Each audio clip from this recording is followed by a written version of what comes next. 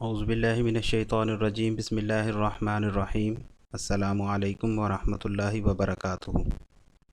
عزیز طلباء و طلبات، امید ہے آپ لوگ خیر و عافیت سے ہوں گے۔ اللہ پاک آپ کو اور آپ کے اہل خانہ کو اپنے حفظ و امان میں رکھے اور تمام اہل اسلام کو ہر قسم کی آفات و بلیات سے محفوظ فرمائے۔ آج کے لیکچر میں بیٹے ہم لوگ چھٹا مضمون پڑھیں گے، محنت کی برکتیں۔ یہ مضمون بیٹے انتہائی اہم بھی ہے اور آسان بھی، تو آئیے اس کی ریڈنگ کرتے ہیں۔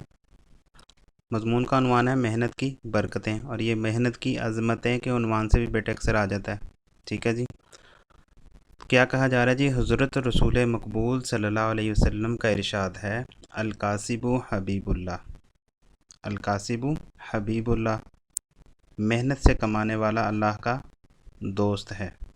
آپ لوگوں نے بیٹے دیکھا کہ یہاں پر مضمون کی ابتدا ہی آپ صلی اللہ علیہ وسلم کے ارشاد گرامی سے کی ہے، تو باعث برکت بھی ہے اور موضوع کے عین مطابق بھی ہے۔ تو آپ اس حدیث کو بالکل درمیان میں واضح الفاظ میں لکھ کے ہائی لائٹ کر کے کوٹیشن کے انداز میں اس کو لکھیں گے، ٹھیک ہے جی۔ تو کیا کہا جا رہا ہے جی؟ حضرت رسول مقبول صلی اللہ علیہ وسلم کا ارشاد ہے، الکاسب حبیب اللہ، محنت سے کمانے والا اللہ کا دوست ہے۔ اچھا بیٹے، یہاں پر ایک وضاحت دیتا چلوں کہ بہت سے بچے انگلش وغیرہ کی یا اور قسم کی جو زبانوں کے اندر کوٹیشن وغیرہ ہوتی ہیں وہ یاد کر لیتے ہیں، اسی طرح اس کا احادیث کا آیات کا ترجمہ کر لیتے ہیں، ٹھیک ہے، لیکن اصل الفاظ جو ہیں ان کو یاد نہیں کر پاتے۔ تو بیٹے ہم مسلمان ہیں، ہمیں چاہیے کہ ہم اصل الفاظ کو بھی، چھوٹے چھوٹے تو الفاظ ہوتے ہیں تو ان اصل الفاظ کو بھی یاد کریں۔ 3 لفظ ہیں صرف، الکاسب حبیب اللہ، تو کتنے آسان لفظ ہیں، تو جو ان لفظوں کے اندر تاثیر ہے وہ ظاہری بات ہے ترجمے کے اندر تو نہیں ہے، ٹھیک ہے جی۔ تو اس لیے الفاظ کو بھی یاد کریں اور ترجمہ بھی یاد کریں، ٹھیک ہے جی۔ تو الکاسب حبیب اللہ، محنت سے کمانے والا اللہ کا دوست ہے۔ اس کے بارے میں بیٹے جتنی بھی باتیں کی جائیں وہ کم ہے۔ آپ صلی اللہ علیہ وسلم نے ایک اللہ سے قرب کا، اللہ سے دوستی کا ذریعہ بتا دیا کہ الکاسب حبیب اللہ، محنت سے کمانے والا، محنت کرنے والا وہ کیا ہے؟ اللہ کا دوست ہے، کہ جو شخص محنت کرے گا وہ اللہ کا قرب حاصل کر لے گا، اللہ تعالیٰ اس کو اپنا دوست بنا لیں گے، ٹھیک ہے جی۔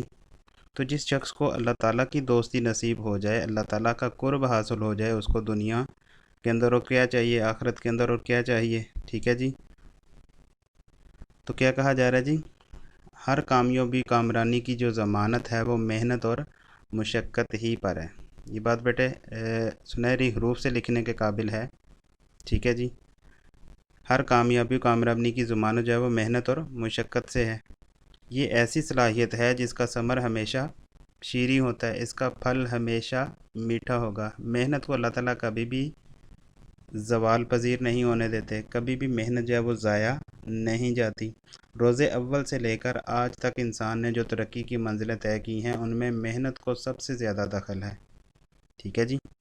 تو ایک کسی شاعر نے بھی کیا خوب کہا تھا نا، نامی کوئی بغیر مشقت نہیں ہوا، نامی کوئی بغیر مشقت نہیں ہوا، 100 بار جب عقیق کٹا تب نگیں ہوا۔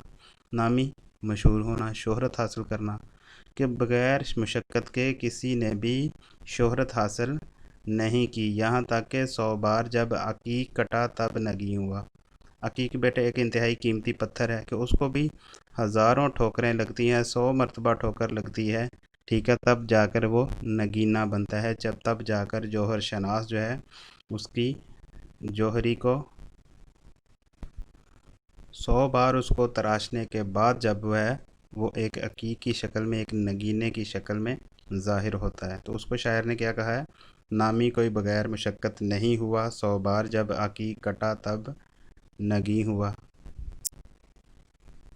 اسی طرح بیٹے آپ لوگ بیج کی مثال لے لیں اگر، تو بیج کو بھی گل و گلزار ہونے کے لیے خاک میں دفن ہونا پڑتا ہے، خاک میں ملنا پڑتا ہے، تب جا کر اس کے اوپر بھی پھل پھول نکلتے ہیں، ٹھیک ہے جی۔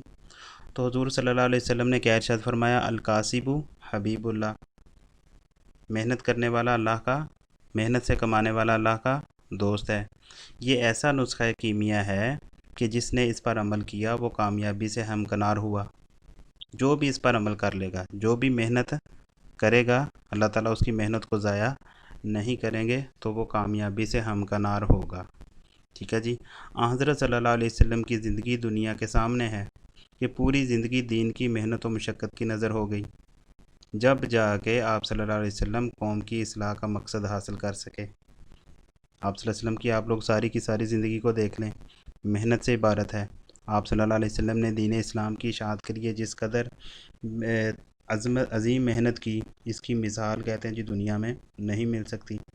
ٹھیک ہے جی۔ زندگی ہے ہی جہد مسلسل کا دوسرا نام۔ تاریخ نے آج تک کوئی ایسی مثال پیش نہیں کی کہ کسی نے بغیر محنت اور مشقت کے نام پیدا کیا ہو۔ ٹھیک ہے جی۔ دراصل یہ دنیا ہے ہی ایک عمل گاہ ہے۔ ٹھیک ہے جی۔ تو آپ لوگ انبیاء کی زندگی کو دیکھ لیں، آپ صلی اللہ علیہ وسلم کی زندگی کو دیکھ لیں۔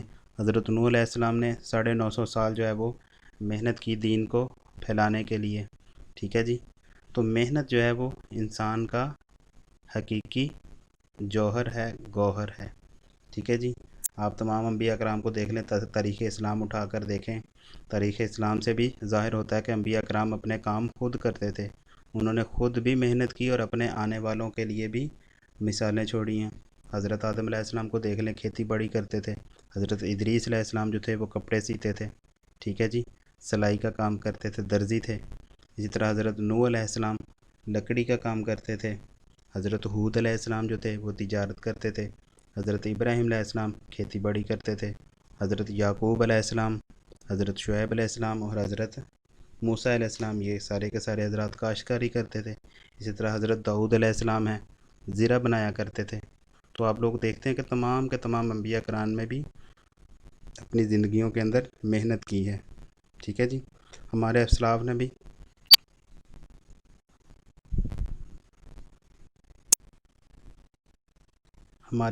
بھی اپنی زندگیوں کے ذریعے ہمارے لیے محنت کی مثالیں چھوڑی ہیں، اور محنت کا صلہ ہی انہیں یہ ملا ہے کہ وہ آج بھی ہم میں جانے جاتے ہیں۔ دبدبہ رکھنے کے باوجود اپنے فرائض منصبی کی ادائیگی میں دوسروں کی مدد قبول نہ کرتے تھے۔ کسی محتاج کا حال معلوم ہوتا تو اناج کی بوری اپنی کمر پر اٹھا کر پہنچاتے۔ باہر سے کوئی قافلہ مدینے میں ٹھہرتا تو خود اس کی حفاظت کے لیے پہرا دیتے تھے۔ تو یہ ہمارے اسلاف کی زندگیاں تھیں جو محنت سے عبارت تھیں، انبیاء کی زندگیاں تھیں جو محنت سے عبارت تھی، آپ صلی اللہ علیہ وسلم کی زندگی ہے جو محنت سے عبارت ہے۔ تو کتاب کیا کہہ رہی ہے جی؟ الکاسب حبیب اللہ، محنت سے کمانے والا اللہ کا دوست ہے۔ یہ ایسا نسخہ کیمیا ہے جس نے اس پر عمل کیا وہ کامیابی سے ہمکنار ہوا۔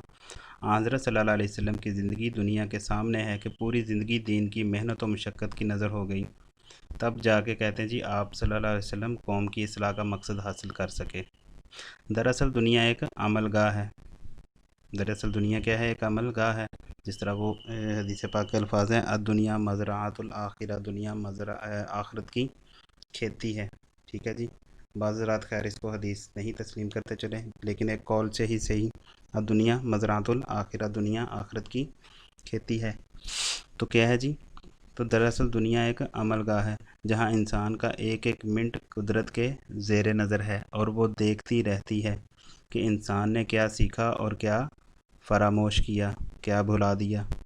تو دنیا میں جتنے اشخاص بلندی پر پہنچے ہیں وہ اپنی محنت اور بے شمار سختیاں جھیل کر اس قابل ہوئے کہ عظمت و عزت اور ناموری کے پرچم کو چھو سکیں۔ ٹھیک ہے جی۔ محنت کے بغیر کسی کو عزت ملی نہ مرتبہ، بلکہ پیٹ بھرنے کے لیے روٹی کا لقمہ بھی حاصل نہیں ہوتا۔ ذرا اس کٹھن سفر کا اندازہ کیجئے جو گندم کے ایک دانے کو انسان کی خوراک بننے کے لیے موسم کی سختیوں کے ساتھ طے کرنا پڑا۔ ایک دانہ جو ہے اس کو بھی گندم کے اسے دانے کو کہتے ہیں جی دیکھیے کہ ذرا اس کٹھن سفر کا اندازہ کیجئے جو گندم کے ایک دانے کو انسان کی خوراک بننے کے لیے موسم کی سختیوں کے ساتھ طے کرنا پڑا، اور وہ اس قابل ہوا کہ انسان کی خوراک بنے۔ جیسے وہ حالی نے کہا نا، مولانا الطاف حسین حالی نے کہا، مشقت کی ذلت جنہوں نے اٹھائی، مشقت کی ذلت جنہوں نے اٹھائی، جہاں میں ملی ان کو آخر بڑھائی، کسی نے بغیر اس کے ہرگز نہ پائی، کسی نے بغیر اس کے ہرگز نہ پائی، فضیلت نہ عزت نہ فرما روائی۔